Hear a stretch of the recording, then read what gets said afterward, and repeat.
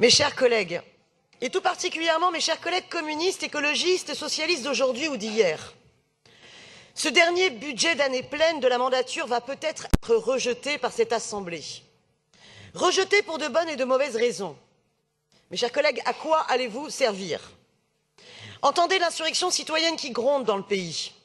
Les Gilets jaunes exigent la justice fiscale et la défense des services publics sur leur territoire.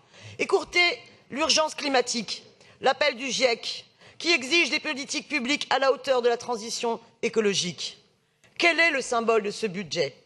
Eh bien, son symbole, c'est la soumission à la contractualisation de Macron. Un budget lu et approuvé par le gouvernement. Paris a toujours su incarner un contre-pouvoir démocratique à la monarchie. Mais vous avez capitulé. Pire, vous n'avez même pas mené bataille. Le contre-pouvoir aujourd'hui, ce sont les Gilets jaunes. Cette contractualisation, c'est une mise sous tutelle de Bercy. C'est le même coup d'État financier des institutions européennes aux États-nations. Paris, Bordeaux, ces métropoles ont été les premières à signer. Vous n'avez même pas été capable de voter contre. Non, vous n'avez pas voté contre. Vous vous êtes abstenus. L'abstention par rapport à un choix aussi conséquent, aussi important. Et pourtant, quelle est cette situation aujourd'hui? La maire de Paris, votre majorité, va même au-delà des exigences d'austérité de Macron. C'est 100 millions d'euros en moins que les coupes exigées par la contractualisation. Concrètement, c'est quoi? 9 millions d'euros en moins sur les dépenses sociales sous prétexte qu'il y aurait une diminution du nombre de RSA. Vous croyez vraiment qu'il y a moins de pauvres à Paris? Non. Sur l'enseignement public, c'est moins 6 millions d'euros, alors que pour lutter justement contre les stratégies d'évitement du public vers le privé, entendez la colère du collège Jean Perrin, eh bien il faudrait quoi? Plus de moyens pour l'enseignement public. L'urgence écologique, c'est quoi? Eh bien c'est moins 20%, alors qu'au contraire, il faudrait bien mettre beaucoup plus de moyens dans la réhabilitation thermique, la défense de la biodiversité, et j'en passe. Vous profitez même de la suppression des contrats aidés pour faire 3 millions d'euros d'économies, là où il faudrait au contraire soutenir bien plus fortement le mouvement associatif.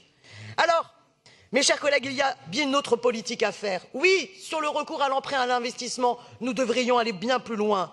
Regardez l'hémorragie des classes populaires et moyennes de Paris. Les ouvriers et employés représentaient 35% de la population active parisienne en 2001. Aujourd'hui, c'est à peine 26%, alors qu'ils sont 51% à l'échelle nationale.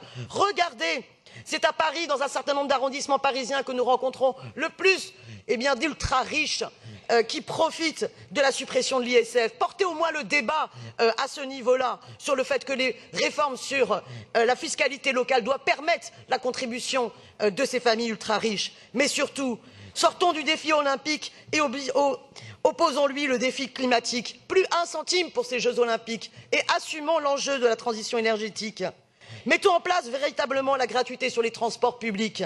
Faisons en sorte que notre municipalité réponde véritablement, pas simplement pour les Parisiennes et les Parisiennes, mais à l'urgence de débat démocratique pour l'ensemble du pays. Je trouve qu'aujourd'hui, il y a plus de courage sur les ronds-points avec les gilets jaunes que dans les groupes de cette majorité. Je vous appelle à me prouver le contraire et à voter contre ce budget.